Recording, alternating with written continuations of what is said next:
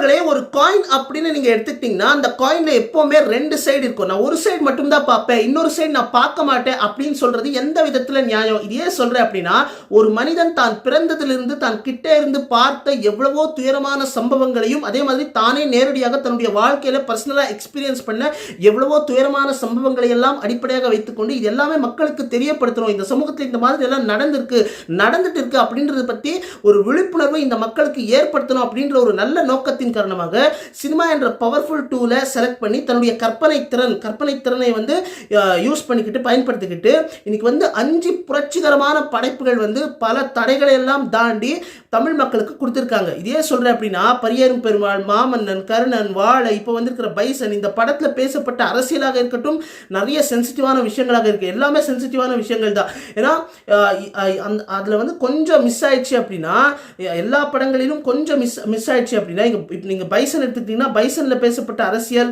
அங்கே பேசப்பட்ட அந்த அதாவது அந்த சென்சிட்டிவான விஷயம் எல்லாம் இருக்கு இல்லையா, அதை வந்து கொஞ்சம் மிஸ் ஆயிடுச்சு அப்படின்னா கான்ட்ரவர்சி ஆகிறதுக்கு நிறைய வாய்ப்பு உண்டு.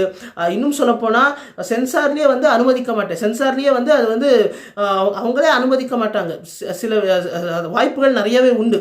ஸோ இந்த மாதிரியான தடைகளை எல்லாம் மீறி ஒரு சமூகத்தில் இந்த மாதிரி எல்லாம் நடந்திருக்கு, சமூகத்தில் இந்த மாதிரியான ரியாலிட்டி எல்லாம் இருக்குது அப்படின்றத பற்றி மக்களுக்கு தெரியப்படுத்தணும் அப்படின்ற ஒரு நல்ல நோக்கத்தின் காரணமாக இந்த படைப்புகள் வந்து சக்ஸஸ்ஃபுல்லாக மக்களுக்கு கொடுத்துருக்காங்க மாரி செல்வராஜ் அவர்கள். இதே சொல்கிறேன் அப்படின்னா, நிறைய பேர் வந்து இந்த மாதிரி படங்கள் ஏன் எடுக்கிறீங்க, இப்போல்லாம் இந்த மாதிரி எல்லாம் இருக்கா அப்படின்னு எல்லாம் நிறைய பேர் கேட்குறாங்க.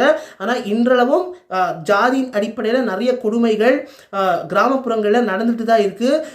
2025 தமிழ்நாட்டில் ஆணவ கொலைகள் நடந்துட்டு தான் இருக்குது. நமக்கே தெரியும், நான் சொல்ல வேண்டிய அவசியமே இல்லை, நம்ம எல்லாருக்குமே தெரியும். ஸோ இன்னும் சொல்ல போனால், இப்போ நீங்கள் மெய்யழகன் அப்படின்ற ஒரு தமிழ் படம், தமிழில் வந்து மெய்யழகன் அப்படின்ற ஒரு படம் வந்தது நம்ம எல்லாருக்குமே தெரியும். அந்த படம் நீங்கள் பார்த்தீங்கன்னா, அந்த படத்தில் வந்து கிராமம்னா பச்சை பசேல் என்று அங்கே இருக்கக்கூடிய மக்கள் வந்து ரொம்ப பாசிட்டிவாக இருப்பாங்க. ரொம்ப வரலாற்று சிறப்புமிக்க இடங்கள் எல்லாம் நிறையவே இருக்கும், அழகான கோவில்கள், இப்படிதான் கிராமம்னா இப்படிதான் இருக்கும் அப்படின்னு தான் நமக்கு தோணும். அந்த படத்தில் அவ்வளவு பாசிட்டிவாக சொல்லியிருப்பாங்க கிராமம்னா. ஆனால் அந்த கிராமத்தினுடைய இன்னொரு ஃபேஸ் உங்களுக்கு தெரியணும் அப்படின்னா, அதே கிராமத்தில் தான் பசி பட்னியோடு எத்தனையோ பேர் வந்து ஒருவேளை சோத்துக்கு கூட கஷ்டப்படுறவங்க இருக்கிறாங்க. அதே மாதிரி எத்தனையோ பேருடைய வாழ்க்கையில் ஜாதியின் அடிப்படையில் நிறைய கொடுமைகள் வந்து நிறைய பேர் வந்து அனுபவிச்சுட்டு இருப்பாங்க.